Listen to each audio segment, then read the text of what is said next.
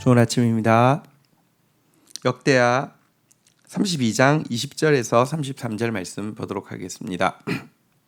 20절 이러므로 히스기야 왕이 아모스의 아들 선지자 이사야와 더불어 하늘을 향하여 부르짖어 기도하였더니 21절 여호와께서 한 천사를 보내어 아수르 왕의 진영의 모든 큰 용사와 대장과 지휘관들을 멸하신지라.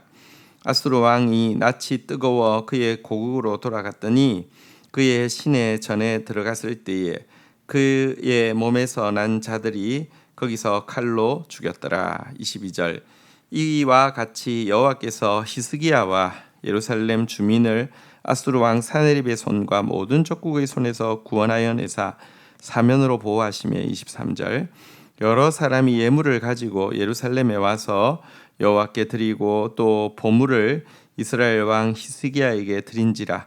이후로부터 히스기야가 모든 나라의 눈에 존귀하게 되었더라.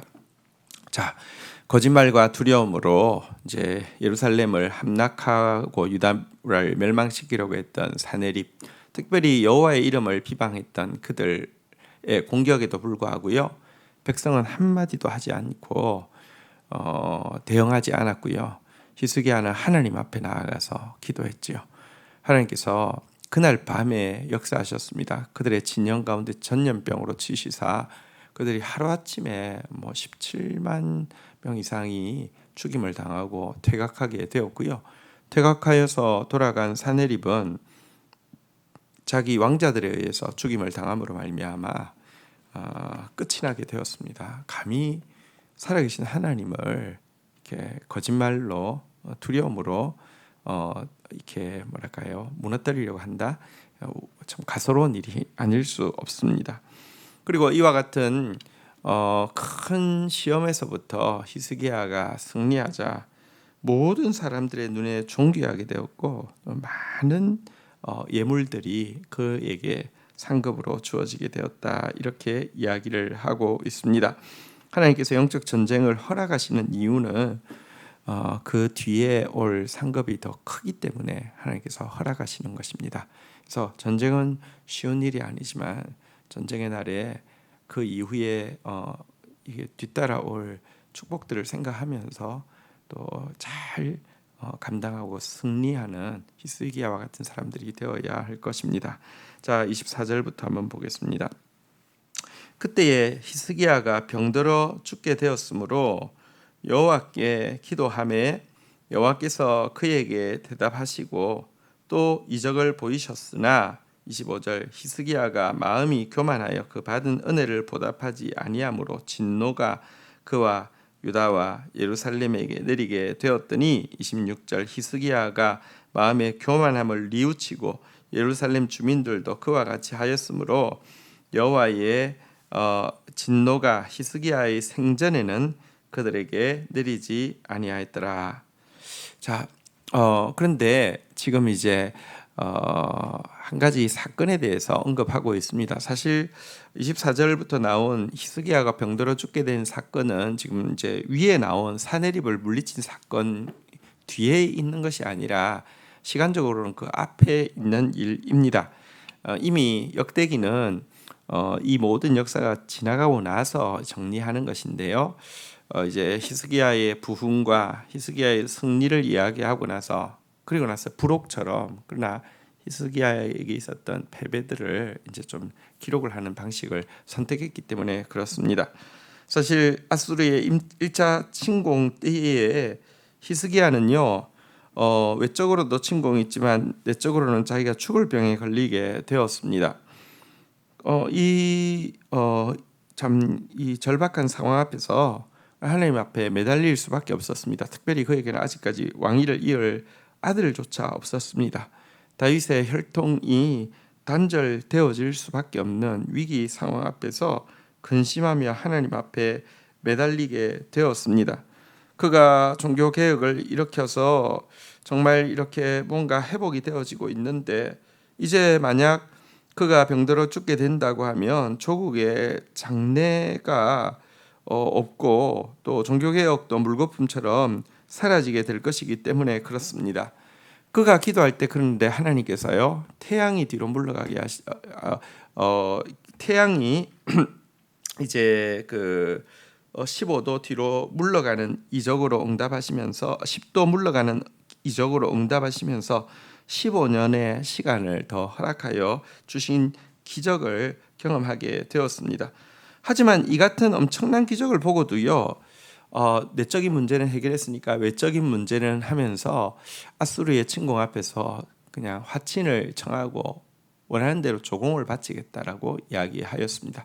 하나님의 이 놀라운 기적을 보고도 여러분 뭐랄까요 자기 생각이나 지금 양쪽 다에서 이렇게 내적인 문제 해결했으니까 외적인 문제는 한번 쉬어가야 돼. 뭐 아마 이렇게 생각했던 것 같아요. 어쨌든 이거 교만이었고요. 하나님께서 이 교만 때문에 하나님께서 진노하셨다 이렇게 이야기를 하고 있습니다. 물론 히스기야는 하나님의 사람이어서 또 이 앞에서 깨닫고 회개하고 돌이켰고요. 그래서 하나님께서 그의 생전에는 하나님의 진노를 내리시지 않겠다라고 이야기하셨는데요. 자, 그런데 27절부터 또 한번 보겠습니다.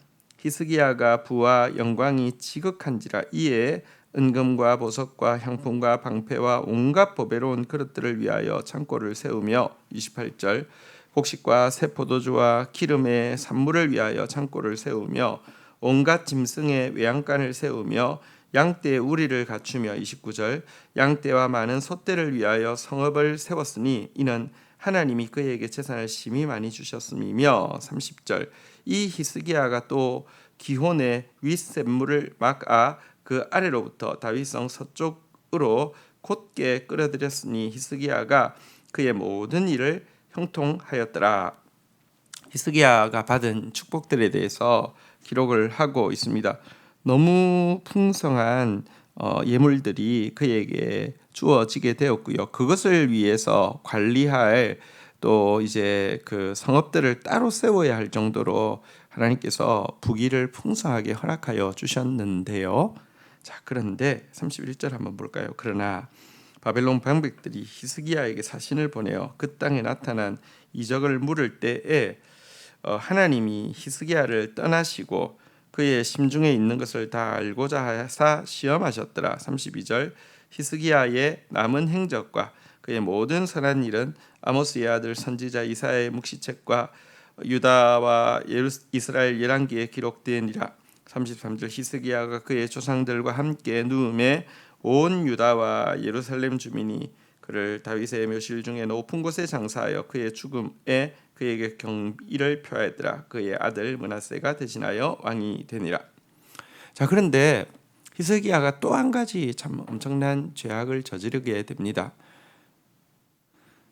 이 죽음의 위기에서 15년 동안 생명이 연장되었음에도 불구하고 아수르에게 이제 조공을 바치고 이제 전쟁을 피하는 것도 잘못이었는데요. 그가 기적적으로 치유되어지고 수많은 재물이 주어졌을 때에 아직은 두각을 드러내지 않고 있던 바벨론이 사신을 보내어서 사실은 이제 서로 친밀하게 지내자고 했죠. 사실은 바벨론 입장에서도 아수르와 싸워야 되는 상황이니까 이렇게 뭐랄까요 이렇게 그 동맹을 강화할 필요가 있었고요. 유다 역시 지금 아수르와 싸워야 하는데 어쨌든 새롭게 부각하고 있는 바벨론이 오니까 얼마나 좋았겠습니까? 그래서 그에게 자신이 얼마나 괜찮고 대단하고 자기와 동맹을 맺는 것이 얼마나 괜찮은지 보여주고 싶어서 그가 받은 모든 보물들과 심지어 성전에 있는 보물들까지 쫙 다 보여주면서 자기 자랑을 하게 되었죠. 이에 하나님께서 그에게 말씀하셨습니다. 사실 이렇게 잘 될 때에 뭐랄까요 자랑하고 싶고 자기를 드러내고 싶고 이런 마음 그리고 하나님보다 인간을 의지하고 싶고 그래서 바벨론이 있으면 이제는 아수르 때문에 속 안 썩어도 되겠다 이런 생각들로 말미암아 바벨론에게 간도 쓸개도 다 드러낸 거 하나님께서 선언하시죠. 너희는 아수르에 의해서 망하는 것이 아니라 바벨론에 의해서 망할 것이다 이렇게 예언하셨습니다. 물론 그의 생전에는 하나님께서 그가 행한 선한 일이 있기 때문에 은혜를 베풀어 주셔서 평안했지만 그의 아들이 누구냐고 하면 므낫세가 나왔습니다. 여러분 사실 히스기야에게 므낫세가 나온 것은 이상한 일이 아닙니다. 그가 앞에서도 아수르에게 화친을 요청하기도 하고 또 바벨론에게 강도 쓸개도 다 보여주고 그 안에 있는 이 불신앙과 또 교만과 또 인간적인 생각들 이런 것들이요 또 하나의 괴물인 므낫세를 낫게 하는 것입니다. 단지 그가 행했던 선한 일들을 기억하시고 평안을 주시고 했던 것이 하나님의 긍휼이지요. 그래서 우리는 정말 하나님 앞에 기도할 것밖에 없습니다. 긍휼을 구할 것밖에 없음도 보게 됩니다. 히스기야가 궁극적으로 구원자가 될 수 없음이 명확합니다. 인간은 누구도와 마찬가지입니다. 그래서 우리에게는 구주가 필요합니다. 예수 그리스도만이 우리의 구주이십니다. 주신 말씀 붙잡고 기도하며 나가도록 하겠습니다. 하나님, 히스기야가 정말 하나님만 의지하고 나아갈 때 사내립의 군대를 한순간에 진멸시키신 하나님을 찬양합니다. 이 같은 믿음 가지게 하여 주옵소서. 그러나 우리가 정말 기도에 응답받고 위대한 역사를 체험하고도 사람 앞에 굴복하는 경우도 너무 많으며 또 사람 앞에 자랑하는 경우도 너무 많음을 고백하게 됩니다. 하나님 아버지, 정말 우리 안에 있는 교만함과 우리 안에 있는 인간을 의지하려고 하는 이 끝없는 욕망들을 주님 다스려 주시옵소서. 예수 그리스도만을 찬양하며 예수 그리스도만을 의지하는 저희들 되어지게 하여 주시옵소서. 감사합니다. 예수 그리스도의 이름으로 기도 올립니다. 아멘.